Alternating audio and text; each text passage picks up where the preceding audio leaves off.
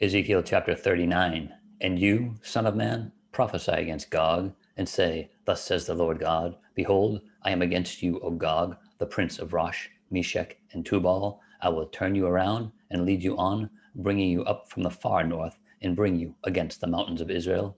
Then I will knock the bow out of your left hand, and cause the arrows to fall out of your right hand. You shall fall upon the mountains of Israel, you and all your troops, and the peoples who are with you.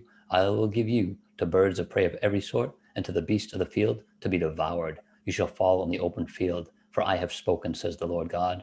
And I will send fire on Magog, and on those who live in security in the coastlands. Then they shall know that I am the Lord. So I will make my holy name known in the midst of my people Israel, and I will not let them profane my holy name anymore. Then the nations shall know that I am the Lord, the Holy One in Israel. Surely it is coming, and it shall be done, says the Lord God. This is the day of which I have spoken.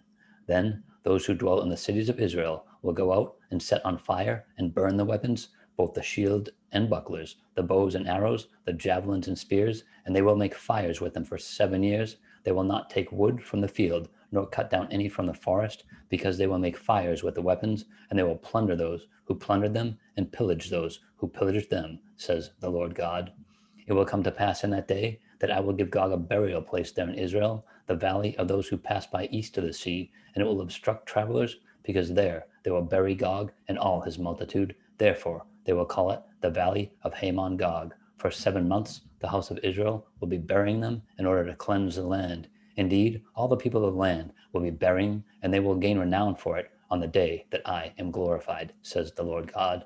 They will set apart men regularly employed with the help of a search party to pass through the land and bury those bodies remaining on the ground in order to cleanse it. At the end of 7 months, they will make a search. The search party will pass through the land, and when anyone sees a man's bone, he shall set up a marker by it till he have buried it in the valley of Hamon Gog. The name of the city also will be Hamona. Thus they shall cleanse the land.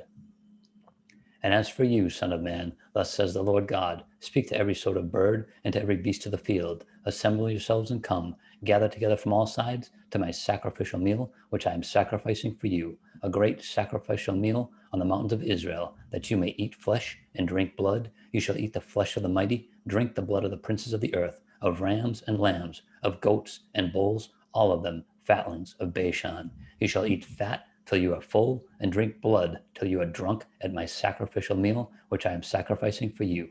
You shall be filled at my table with horses and riders, with mighty men, and with all the men of war, says the Lord God.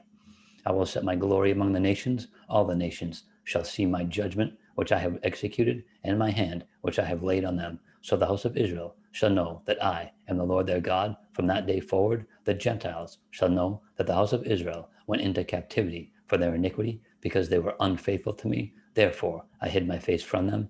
I gave them into the hand of their enemies, and they all fell by the sword, according to their uncleanness, and according to their transgressions. I have dealt with them, and hidden my face from them. Therefore thus says the Lord God, now I will bring back the captives of Jacob, and have mercy on the whole house of Israel, and I will be jealous for my holy name, after they have borne their shame, and all their unfaithfulness, in which they were unfaithful to me, when they dwelt safely in their own land, and no one made them afraid. When I have brought them back from the peoples, and gathered them out of their enemies' lands, and I am hallowed in them in the sight of many nations, then they shall know that I am the Lord their God, who sent them into captivity among the nations, but also brought them back to their land, and left none of them captive any longer. And I will not hide my face from them any more, for I shall have poured out my spirit on the house of Israel, says the Lord God.